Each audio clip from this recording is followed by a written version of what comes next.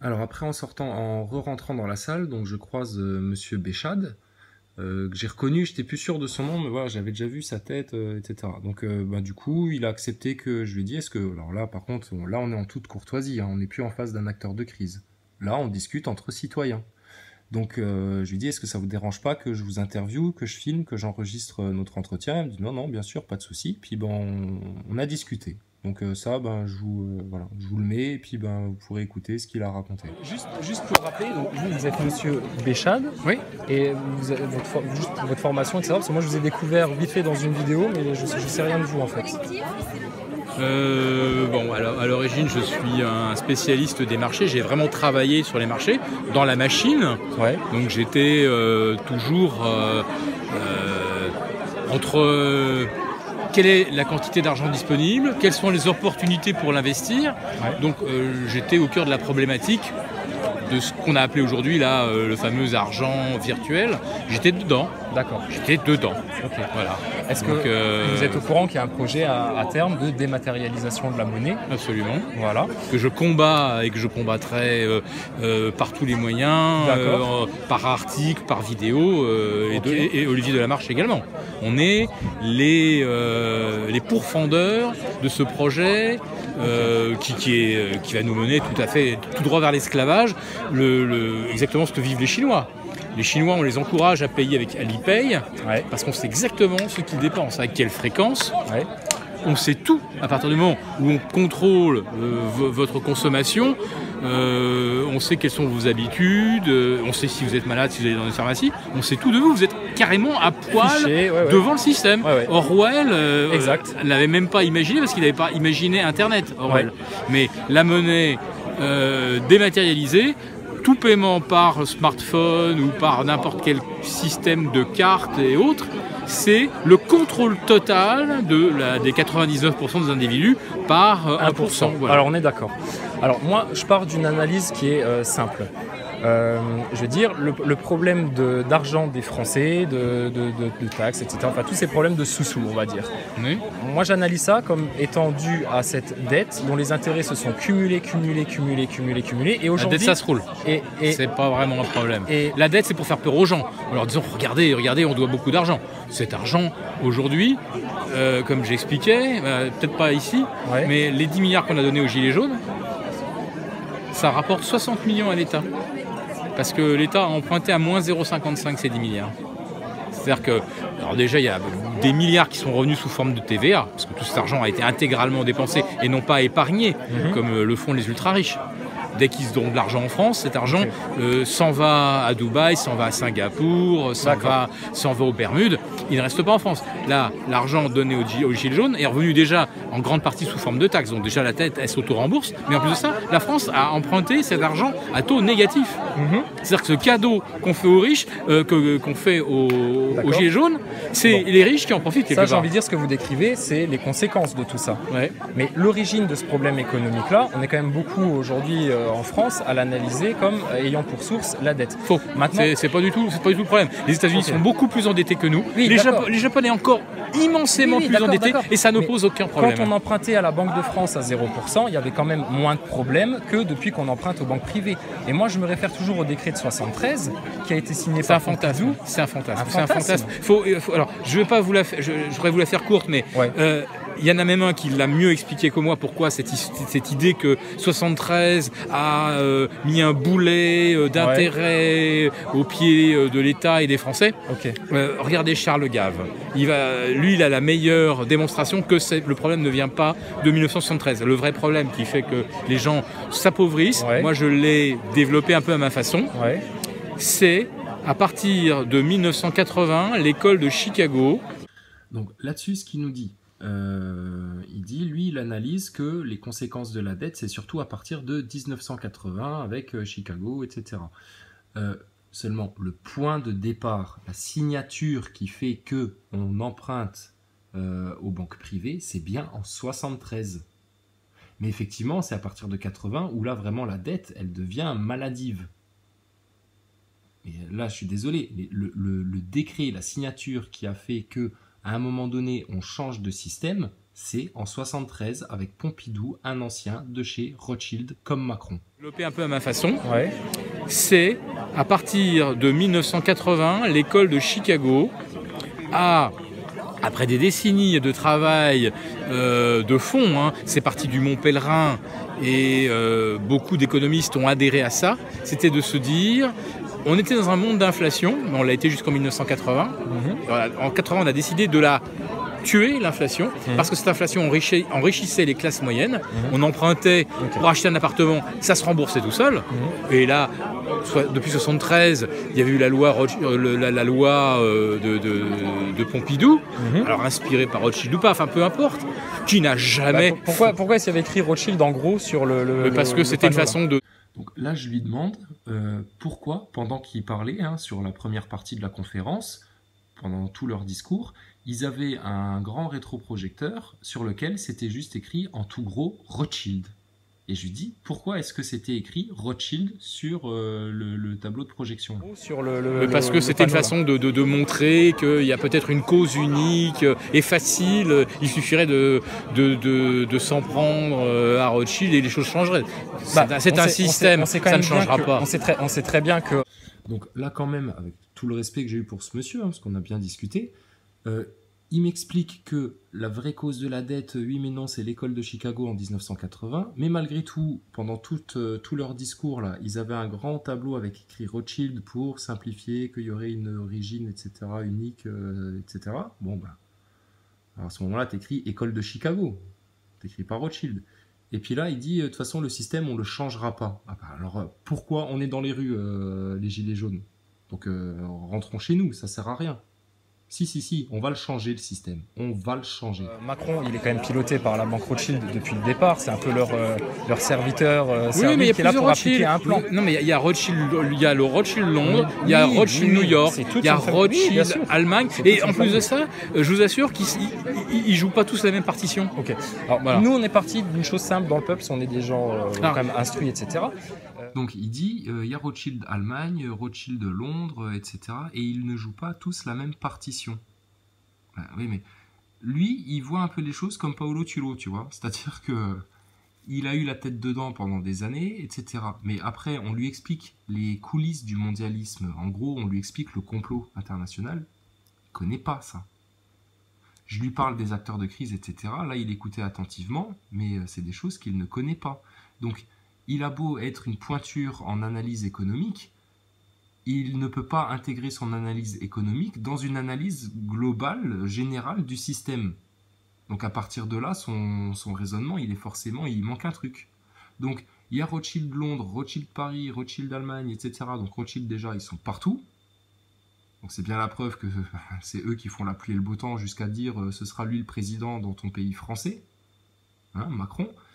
Et puis surtout, ils n'ont pas forcément la même stratégie, etc. Mais oui, mais ça, c'est de nouveau de la façade. C'est comme quand tu vois Maxime Nicole, Boulot, Drouet, ils n'ont pas tous la même stratégie, les mêmes discours. Mais malgré tout, leur but, c'est le même. C'est foutre la merde dans le peuple français, les pousser vers la guerre civile, et puis protéger l'élite afin que le peuple ne fasse pas éclater les vérités au grand jour.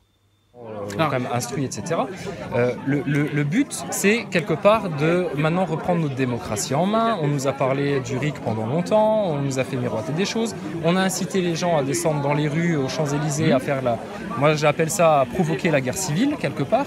Et pour avoir bien étudié les plans du mondialisme, on sait très bien qu'il y avait un plan qui est instillé par les réseaux francs-maçons, qui cherche à faire en sorte que la France soit poussée vers un chaos, que ce soit économique, social, culturel ou quoi que ce soit, et puis d'amener les Français comme ça tout doucement vers une perte de repères totale. C'est ce que j'ai décrit, quand j'ai dit qu'on balance des contre-vérités pour que les gens ne sachent plus où la vérité. Exactement. Même si les mensonges, les gens ne les croient pas, le fait de ne pas avoir de repères, de ne plus savoir où est la vérité, pourtant elle est là, on la touche chaque jour. Est-ce que vous êtes franc-maçon, par exemple ?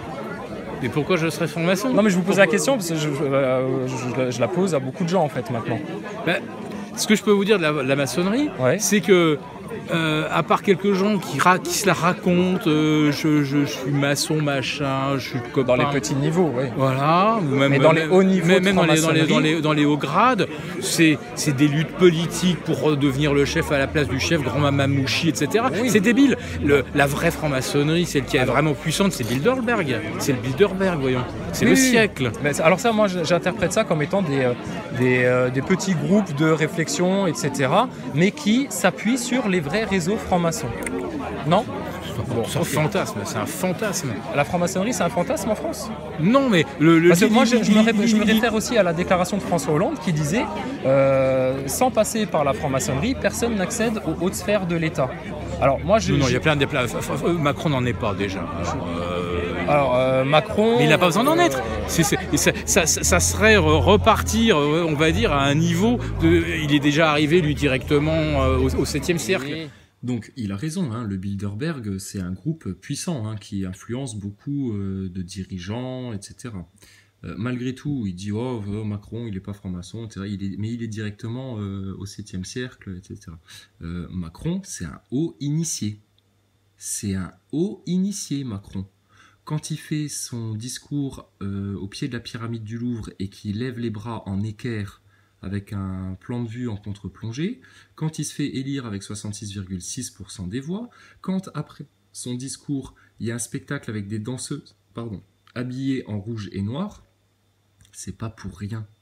Quand Macron il prend la main de Trump et de son épouse et qu'il lève les bras des deux, là, vous pouvez la retrouver la photo là, et qu'il fait un corps nu, c'est pas pour rien. Donc les hauts grades de la franc-maçonnerie, ce que ce monsieur nie totalement, il ne voit pas ça. Il n'en a pas conscience. Les hauts grades de la franc-maçonnerie, ils sont lucifériens, satanistes. Donc Macron, il est tout en haut, lui, Macron. Il a été initié chez Rothschild. Et quand il se permet de faire des corps nus et de faire des trucs, et puis qu'il se fait élire avec 66,6% des voix, on sait très bien comment ça fonctionne, ces petits signes-là. Mais c'est pas pour rien. Donc si on passe à côté de l'analyse et de la lecture ésotérique de l'élite qui nous dirige, et qu'on ne les accuse pas ouvertement d'être des satanistes et des lucifériens, bah là forcément on va continuer, cher monsieur, à avoir un petit peu la tête dans le brouillard. Là. Or pour nous, même si on est des petits gars du peuple mine de rien, tout ça c'est parfaitement clair dans notre esprit. D'accord ? Après, effectivement, quand on parle de la dette, c'est un sujet qui peut être complexe. Bah parce que comment ça va se passer, etc. etc. D'accord, mais parlons-en de la dette et de rien d'autre. Parce qu'il y a déjà beaucoup à dire sur la dette. Et quand on parle de la dette, on invoque l'état de nécessité et rien d'autre. Le pays va mal, les gens vont mal, c'est à cause de la dette, donc la dette, tu dégages. C'est tout. Elle est illégale depuis 1973. Voilà, donc la maçonnerie, c'est un... Non. Bah alors moi, je vous dis, je fais partie de ces gens-là qu'on a longtemps taxés de complotistes. C'est-à-dire qu'on nous a montré du doigt en disant oh, vous racontez des histoires, vous êtes parano, vous voyez le mal partout, etc. Or, il s'avère que dans l'interprétation des événements actuels en France, depuis novembre, moi, tous les jours, j'analyse heure par heure, etc. Et l'analyse s'avère juste parce que on a des réponses du système par rapport à ce qu'on avait prédit. L'attentat de Strasbourg, on avait dit, regardez, là maintenant, avant Noël, on sait très bien que les attentats sont provoqués aussi par une élite occulte quelque part qui organise ces choses-là. On parle du gladio, etc. Ouais, mais c'est une réalité. Voilà, bon. C'est une réalité. C'est documenté, ça existe. Maintenant, quand on pense à la puissance qu'on imagine et qu'on voit le peu d'opérations qui ont été faites, on se dit c'est quand même très très à la marge. Oui, alors pour en terminer avec la maçonnerie, la GLNF qui a initié tous les chefs d'État africains, on leur a donné un hochet. On leur donne un cordon, mais en fait la maçonnerie elle fait juste ça, c'est parce que ça permet ensuite de les faire venir en France et puis ensuite de dire c'est un peu l'État qui a sponsorisé ça. C'est un réseau d'influence la franc-maçonnerie. Mais ce n'est rien à côté du Bilderberg. Je suis d'accord. Là on est plus la trilatérale, etc. On est plus la trilatérale est en grande perte de vitesse. Le CFR est très puissant. Voilà. Et le CFR ? Alors, plus de réseau. L'analyse, parce que je vous dis pourquoi moi je suis un peu, pas qu'un peu, fâché avec Monsieur Boulot. Je vous explique pourquoi. Ça fait depuis un moment qu'on les observe à la télé, sur Internet, dans leurs déclarations, etc. Nous, on a été en manifestation, bien sûr, on a montré acte de présence, etc. On a vu comment ça se passait en manif. Systématiquement, quand Maxime Nicole Drouet fait des déclarations, c'est pour pousser les gens à aller dans les rues, à des endroits non ciblés. Nous, on a dit dès le départ, les instances de pouvoir, ne serait-ce que symboliquement, elles se trouvent dans les loges maçonniques. Donc, allons manifester devant les loges des maçons et allons manifester devant les médias. Et nous, on s'est dit, pour bien encercler tout le système, pour que les 99% sachent bien d'où vient le 1% de pouvoir, ce serait de dire, maintenant, on parle de structurer le mouvement, de le fédérer, parce que c'est ce qu'on nous a reproché aussi beaucoup au début. On nous a dit, le mouvement n'a pas de revendication claire, nette, c'était le discours qu'avaient les médias. Et nous, on a été beaucoup sur Internet à dire, c'est tout simple, il y a 4 dossiers à mettre sur la table. Le RIC. Alors, non. Le RIC, c'est une arnaque. C'est ça. Ouais. Donc, il y a 4 dossiers, on va vous expliquer gentiment. La reprise d'un levier de la démocratie, ça me paraît fondamental. Mais alors, on est d'accord. En ultra soft, ouais. Voilà.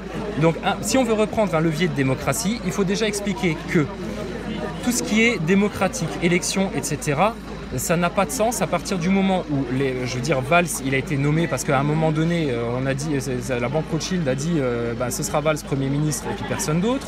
François Hollande, de sa propre bouche, nous dit que personne n'accède aux hautes sphères de l'État sans passer par la franc-maçonnerie, donc ça remet totalement en question le suffrage universel. Il est con.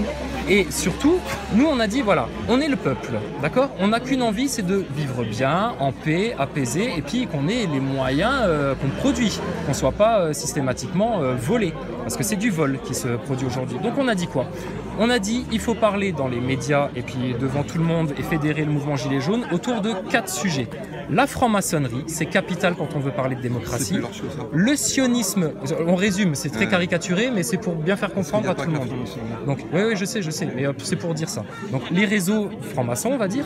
Deuxièmement, c'est la présence du sionisme en France. Moi, j'ai eu des discours théologiques pour bien faire le distinguo, à dire, vous savez, il y a des juifs anti-sionistes qui ne supportent pas la terre d'Israël, beaucoup de rabbins anti-sionistes, etc. Donc, on a dit, le sionisme en France, c'est ce qui pose problème parce que dans les médias, faut dire les choses, c'est tenu par les sionistes. Dès qu'on va aborder certains sujets, on se fait évincer, etc. Il n'y a pas de liberté d'expression en France à cause du sionisme. Encore que aux États-Unis, ça se vit très bien. Les PAC. Au Canada aussi. Les PAC se vantent de son influence. Mais malgré tout. Et eux sont pro-sionistes et l'assument parfaitement. Et on peut les dénoncer aux États-Unis sans se faire traiter d'antisémites. Voilà. Au Canada, pareil. Voilà. Donc, voilà. Mais en France, on voit bien que c'est Israël quelque part. Attention, le sionisme, t'es pas obligé d'être juif. Tout à fait. Mais bon, donc nous on a dit les choses simples pour que le peuple soit fort, c'est parlons de la franc-maçonnerie, parce que c'est un peu le secret caché de tous nos politiciens et de tous nos journalistes qui se rassemblent au dîner du siècle, etc., ce que vous connaissez bien. Les gens du siècle ne sont pas francs-maçons. Voilà. Oui, bien sûr. Ensuite, on a dit le sionisme, ça c'est une chose importante parce que ça permettrait de libérer l'expression en France et puis de pouvoir parler ouvertement maintenant dans les médias. Troisième chose, on a dit, alors ça c'est votre analyse, on est prêt à l'entendre pendant des heures, il n'y a pas de souci, mais c'est de parler de la dette. Quand on me parle de taxes, de queue de cerise pendant des heures, François Boulot qui passe des heures à faire des graphes avec je sais pas, je dis non, on parle de la dette, on met ce sujet-là sur la table et rien d'autre. Et quatrième chose, parce que ça, il en va de l'intégrité morale des Français. Nous savons, car il y a des témoignages, c'est documenté, etc. Et quand on analyse bien le mondialisme et comment ça s'organise, c'est tout ce qui concerne les réseaux pédocriminels. Et avec ça, on a fait le rapprochement avec tout ce qui est fait au niveau de la loi Chiapas dans l'éducation nationale à instiller, à parler de sexualité à des enfants, ce qui est une perte de valeur complète. Et ça, c'est prouvé, c'est factuel. Et on sent très bien qu'à travers ça, c'est justement la patte des francs-maçons qui ont pour but...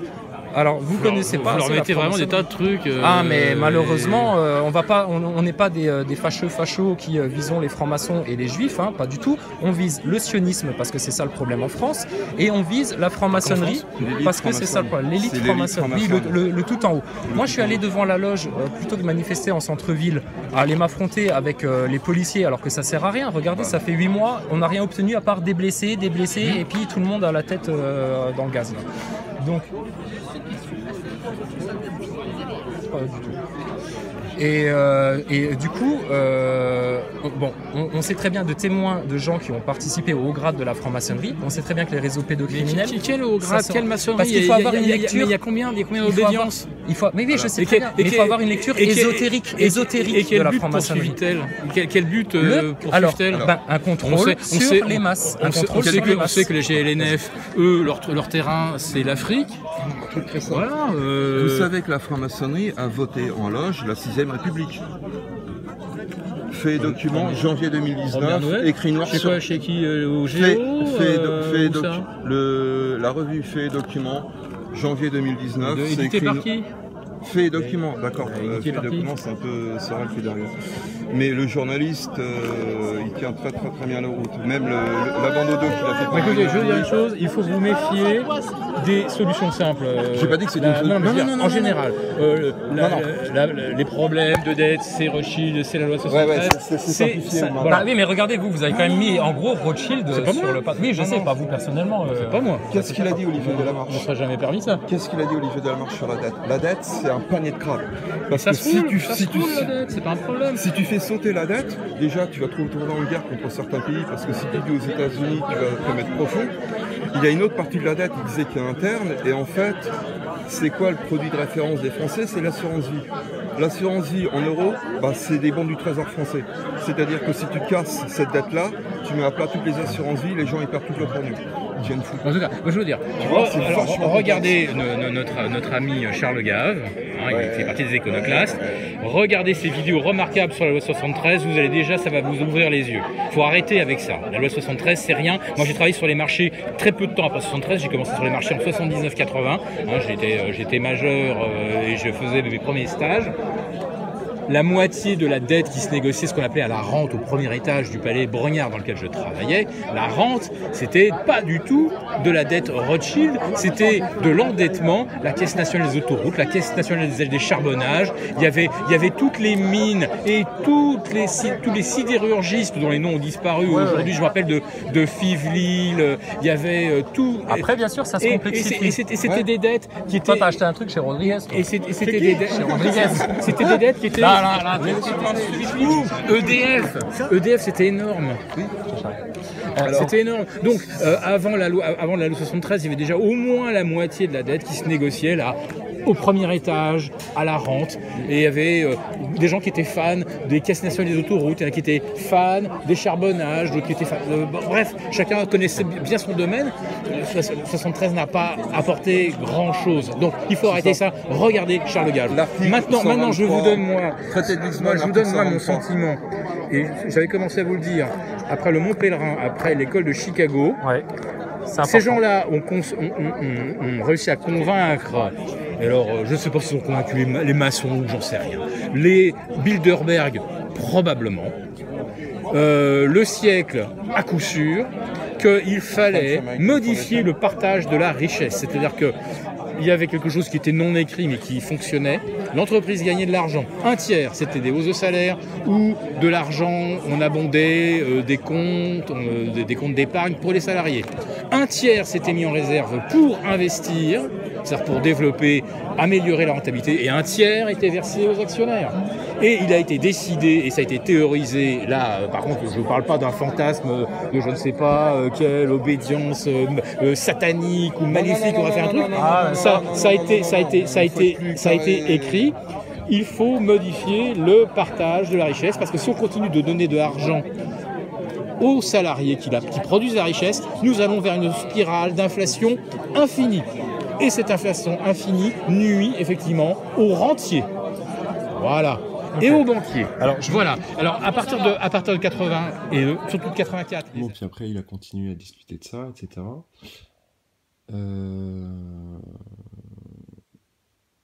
Et puis bon, il y a eu des échanges encore devant la salle, je crois. Et ensuite, là, nous, on voulait juste prendre la parole ensuite et puis parler devant tout le monde. Mais ça a été très très compliqué jusque là, toute fin où on a pu parler, mais vraiment 5 minutes vite fait. Et il y a des gens à qui ça allait pas, ils estiment qu'on a foutu le bordel. Putain, ça me tue ça. Bon bref.